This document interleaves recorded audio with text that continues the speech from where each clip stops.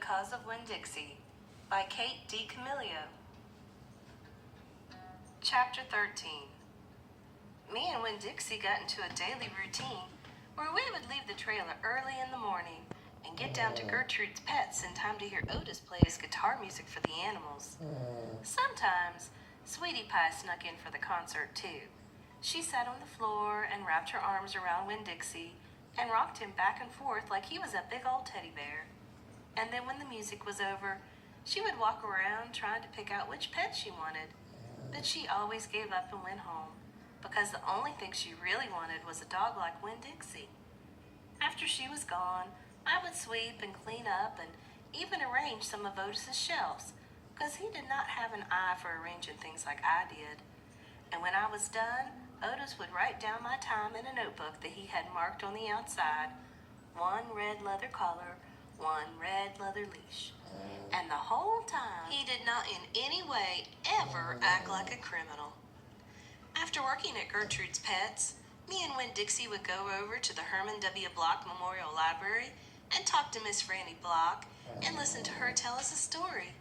But my favorite place to be that summer was in Gloria Dump's yard.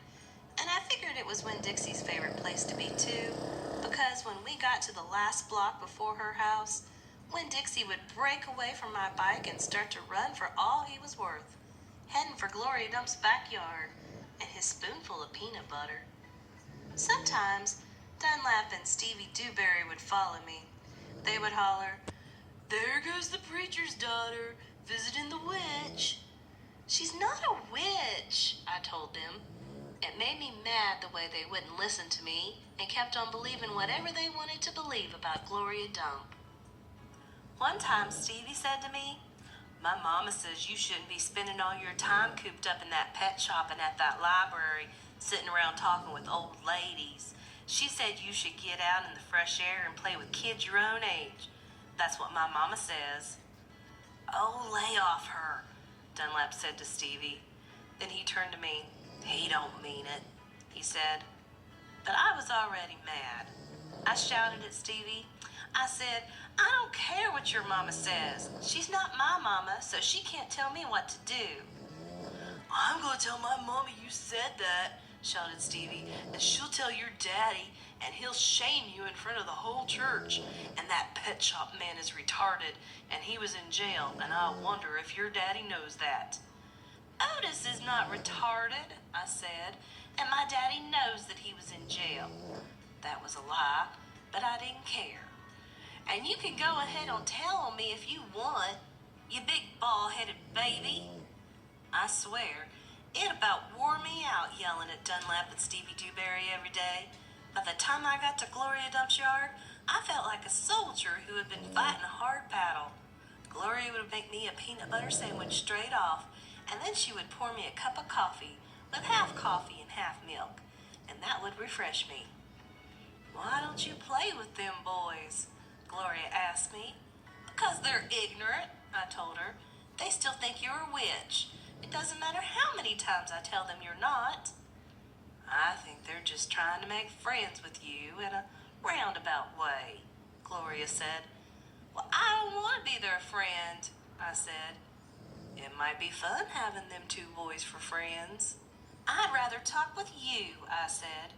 "They're stupid and mean, and they're boys." Gloria would shake her head and sigh, and then she would ask me what was going on in the world and did I have any stories to tell her. And I always did. Chapter 14. Sometimes I told Gloria the story Miss Franny Block had just told me, or I imitated Otis tapping his pointy-toed boots and playing for all the animals, and that always made her laugh. And sometimes I made up a story, and Gloria Dump would listen to it all the way through from beginning to end. She told me she used to love to read stories, but she couldn't anymore because her eyes were so bad. "Can't you get some really strong glasses?" I asked her. "Child," she said, "they don't make glasses strong enough for these eyes." One day, when the storytelling was done, I decided to tell Gloria that Otis was a criminal. I thought maybe I should tell an adult about it, and Gloria was the best adult I knew. "Gloria?" I said. "Mm-hmm," she said back. "You know Otis?" "I don't know him, but I know what you tell me about him." "Well, he's a criminal. He's been in jail. Do you think I should be afraid of him?"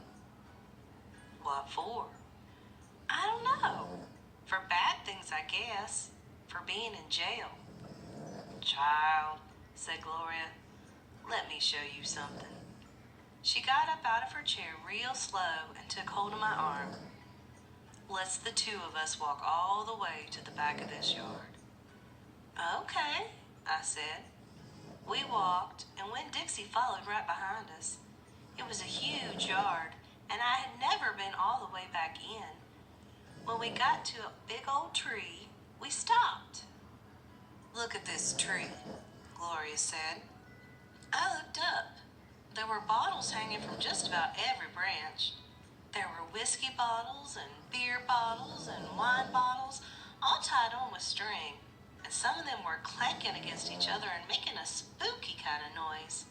Me and Winn-Dixie stood and stared at the tree, and the hair on the top of his head rose up a little bit, and he growled deep in his throat. Gloria Dump pointed her cane at the tree. "What do you think about this tree?" I said, "I don't know. Why are all those bottles on it?" "To keep the ghosts away," Gloria said. "What ghosts?" "The ghosts of all the things I done wrong." I looked at all the bottles on the tree. "You did that many things wrong?" I asked her. "Mm-hmm," said Gloria. "More than that." "But you're the nicest person I know," I told her. "Don't mean I haven't done bad things," she said. "There's whiskey bottles on there," I told her, "and beer bottles." "Child," said Gloria Dump, "I know that. I'm the one who put 'em there. I'm the one who drank what was in 'em." "My mama drank," I whispered. "I know it," Gloria Dump said. "The preacher says that sometimes she couldn't stop drinking." "Mm-hmm," said Gloria again. "That's the way it is for some folks.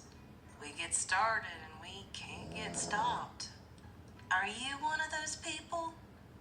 "Yes, ma'am, I am. But these days, I don't drink nothing stronger than coffee." "Did the whiskey and beer and wine, did they make you do the bad things that are ghosts now?" "Some of them," said Gloria Dump. "Some of them I would have done anyway, with alcohol or without it, before I learned." "Learn what?" "Learn what is the most important thing." "What's that?" I asked her. "It's different for everyone," she said. "You find out on your own. But in the meantime, you got to remember, you can't always judge people by the things they done. You got to judge them by what they are doing now. You judge Otis by the pretty music he plays and how kind he is to them animals, because that's all you know about him right now. All right?" "Yes, ma'am," I said. "And them Dewberry boys, you try not to judge them too harsh either. All right?" "All right," I said. "All right then," said Gloria Dump. And she turned and started walking away. Winn-Dixie nudged me with his wet nose and wagged his tail. When he saw I wasn't going, he trotted after Gloria. I stayed where I was and studied the tree. I wondered if my mama, wherever she was, had a tree full of bottles, and I wondered if I was a ghost to her, the same way she sometimes seemed like a ghost to me.